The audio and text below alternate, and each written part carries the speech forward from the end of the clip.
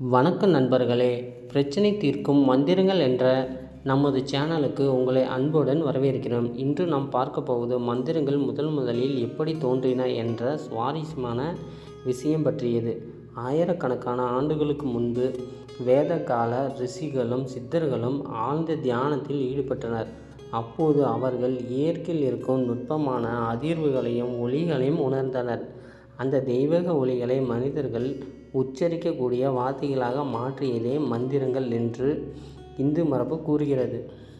மந்திரம் என்ற சமஸ்கிருத வாசகத்தின் பொருள் மனதை காத்து ஒருமுகப்படுத்துவது மந்திரம் என்பதாகும்.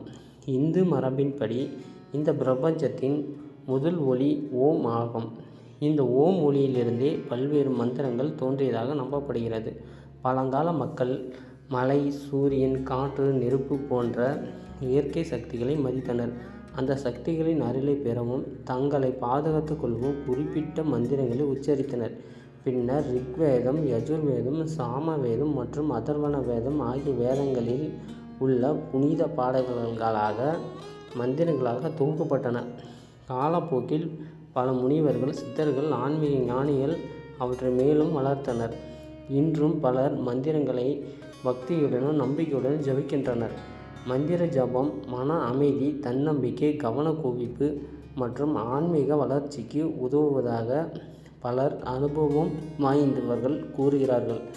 ஆனால் வாழ்க்கையில் வரும் பிரச்சனைகளை தீர்க்க மந்திரங்களோடு சேர்ந்து சரியான முயற்சியும் அவசியம் என்பதை மறக்கக்கூடாது. இந்த சேனலில் மந்திரங்கள் வரலாறு, பொருள், பயன்பாடு மற்றும் ஆன்மீக தகவல்களையும் மற்றும் தங்களது தொழில் பிரச்சனை, பில்லி சூனி ஏவல் போன்ற அனைத்திற்கும் தீர்வு கொடுக்கிறோம். இந்த வீடியோ உங்களுக்கு பிடித்திருந்தால் லைக் செய்யுங்கள், ஷேர் செய்யுங்கள். மேலும் பிரச்சனைக்கு தீர்வு மந்திரங்கள் சேனலை சப்ஸ்கிரைப் செய்து எங்களுடன் இணைந்திருங்கள். நன்றி, வணக்கம்.